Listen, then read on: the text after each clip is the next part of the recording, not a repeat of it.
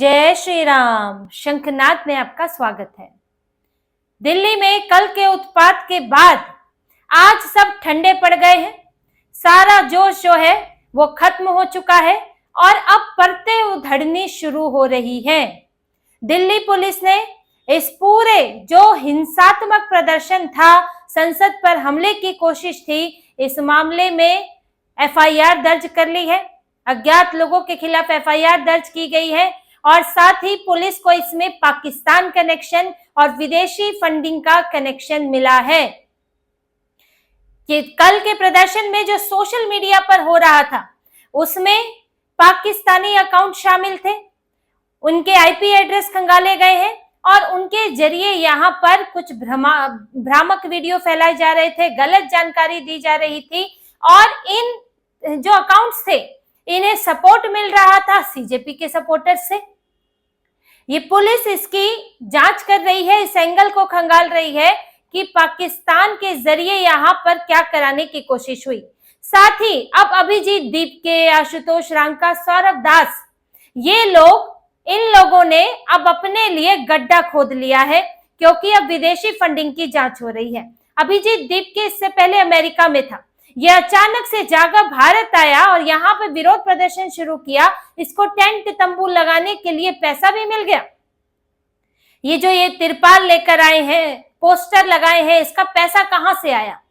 अब पुलिस इसकी भी जांच कर रही है और ये रास्ता इन्होंने खुद खोला है। देखिए, मैंने आपको पहले भी कहा था कि हिंसात्मक प्रदर्शन ऐसा नहीं होता है कि हमेशा सरकार के लिए मुश्किल की चीज होती है, उसे हैंडल करना कि कम से कम नुकसान हो, ये सरकार के लिए चुनौती होती है। लेकिन उसके बाद आप सरकार के हाथ में जांच का रास्ता दे देते हैं। अब सरकार को एंट्री मिल जाती है कि आपकी जांच हो कि आपके पास पैसा कहां से आ रहा है, कौन लोग शामिल है, कैसे लाए गए थे, किसने ये पूरी हिंसा भड़काई।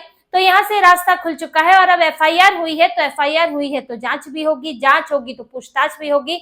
और 70 लोग हिरासत में हैं, उन्हें अभी तक नहीं छोड़ा गया है और उनसे इस मामले की जानकारी ली जा रही है। साथ ही पुलिस ने यह भी बताया है कि इसमें सभी छात्र नहीं थे।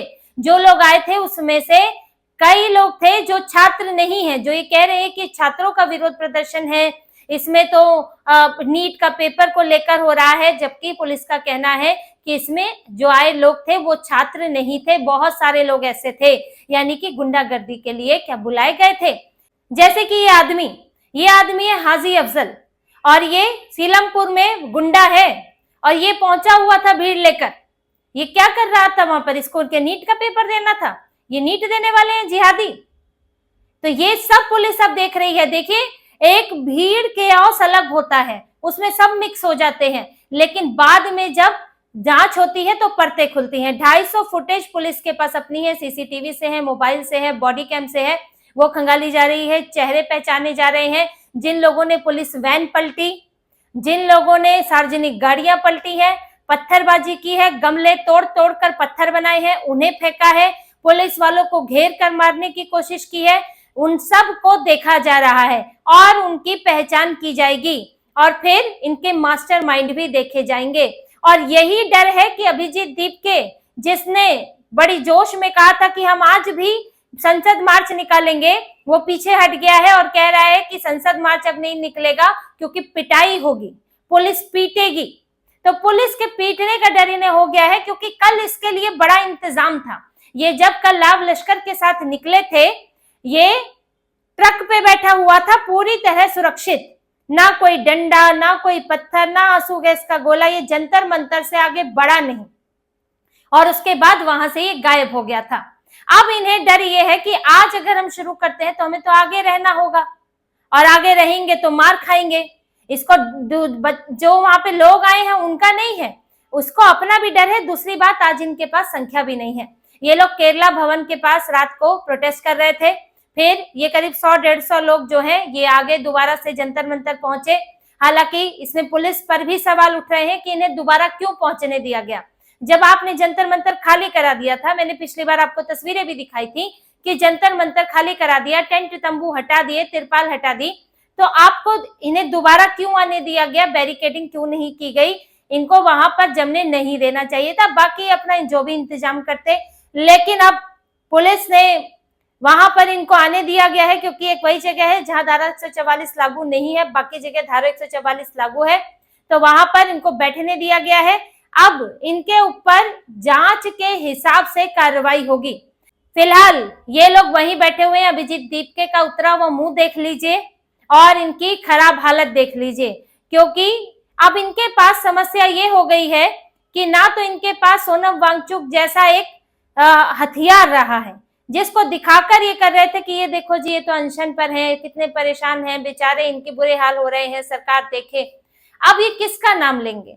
अब अभिजीत दीपके के अनशन पर बैठेगा, क्योंकि उसको पता था कि पिछली बार तो 20 मार्च को तो खत्म ही हो जाएगा, तो 2 दिन का करना था, 1.5 दिन का, तो इसने कर लिया। इसने ये नहीं बोला कि आज से मैं अनशन पर बैठूंगा, क्योंकि वो नहीं बैठेगा, उसको तो बहुत भूख लगती है। हमको पता है पहले से किस तरह का खाना पीना वहां चलता रहा है। तो फिलहाल किसी ने घोषणा नहीं की है कि अनशन पर कोई बैठेगा, और ये हो सकता है कि यहाँ से हटा भी दिए जाए।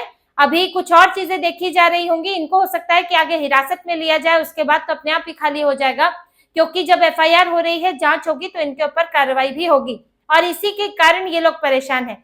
देखिए 250 लोग घायल हुए हैं, 100 से ज्यादा पुलिसकर्मी घायल हुए हैं, तो कोई छोटी मोटी बात नहीं है। इन्होंने लिंचिंग की कोशिश भी की है।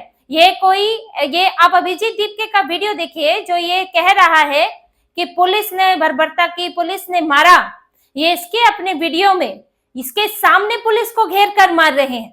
गुंडागर्दी नहीं करेंगे, नहीं नहीं नहीं नहीं, ये नहीं, ये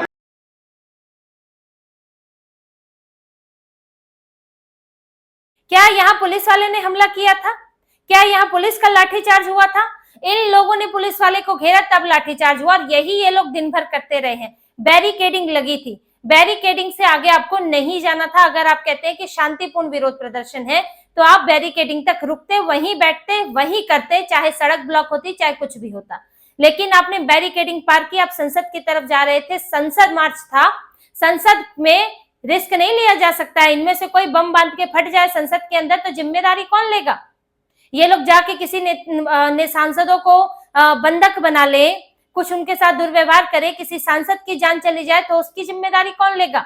तो संसद में तो घुसने नहीं दे सकते, और आप संसद का टारगेट लेकर निकले हो, मोदी को उखाड़ देंगे, संसद पर कब्जा कर लेंगे, आज तो सरकार बदल ही देंगे, ये सब नारेबाजी इनके यहाँ हुई है। तो ऐसे में जब आप कानून का उल्लंघन कर रहे हो, तो पुलिस को सख्ती करनी होती है। पुलिस ने सख्ती की, और बिल्कुल सही किया, क्योंकि अराजकता को बढ़ावा नहीं दिया जा सकता।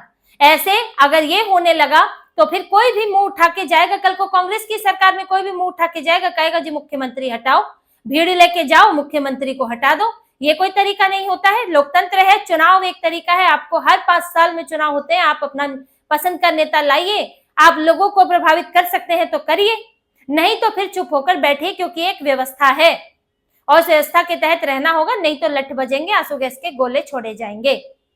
तो आज जब इनके उत्पात पर पुलिस का एक्शन हो गया, तो विक्टिम बन रहे हैं, बड़े योद्धा बन रहे थे कि योद्धा कि आपको तो लड़ने चले थे ना, अब ये लड़का बन जाएंगे, हम लड़की को मारा, बच्चे को मारा। अरे तुमको शर्म आनी चाहिए, तुम बच्चों को लेकर आए इस हाल में, ये 12-12 साल के बच्चों को अगर लेकर आए हो तो शर्म आनी चाहिए। उस बच्चे को तो पता भी नहीं होगा कि यहाँ हो क्या रहा है, तो शर्म तो अभिजीत दीपके को आनी चाहिए। और ये जो लोग गायब हो गए थे, और इसी कारण आज ये संसद का मार्च शुरू नहीं कर पाए हैं, और इनको ये भी डर है कि अब पुलिस कब इनके गिरेबान तक पहुंच जाएगी। अभिजीत दीपके तो पीछे हट गया, अब इसके तो दिक्कत ये है कि करो तो क्या करो, बेरोजगार है ये। यहाँ सोचा था कि यहाँ रोजगार बना रहेगा, अब तो वो भी चला गया। देश सभा संसद ये जंतर मंतर से इन्हें हटना ही है। और अगर आप दोबारा भीड़ इकट्ठा करके संसद की तरफ जाते हो, क्योंकि आप कर क्या सकते हो, आप यहाँ बैठे रहोगे, अनशन इसके बस की है नहीं। सोनम वांगचुक जब तक अनशन पर है तो वो अस्पताल में ही रहेगा, तो करोगे क्या यहाँ बैठ के? अगर भीड़ इकट्ठी करके चल पड़ते हो तो फिर मार खाओगे। तो ये फंस गए हैं बुरी तरह, और इसका तो रोजगार ठप हो गया है अभिजीत दीपके का। ऊपर से अब डर ये है कि अंदर से खबर आ रही है कि इनको डर है कि कब पुलिस इन तक पहुंच जाएगी, कि एफआईआर में कब इनका नाम आ जाएगा, क्योंकि जांच अब बढ़ रही है, फुटेज खंगाली जा रही है, इनके भाषण देखे जा रहे हैं, और इनके सीधे सीधे अब इनकी जो है विदेशी फंडिंग से लेकर पाकिस्तान कनेक्शन पर सब पर जांच होगी। तो बुरे फंसे हुए हैं, और इसी में ही है कि अब किसी तरह भीड़ की आड़ में अगर हम छुप सके, किसी तरह ये जो लोग हैं सिर्फ इनके नाम पर हम अपनी छवि बचा सके, यही कोशिश में लगे हैं। लेकिन पुलिस की कार्रवाई जो है वो इस सब से अलग होती है और उसमें इनका फंसना तय है। तो इसी तरह की और खबरें और विश्लेषण आपके लिए लाते रहेंगे। हमसे जुड़े रहिए, सब्सक्राइब कीजिए, कमेंट कीजिए। बहुत बहुत धन्यवाद। जय श्री राम।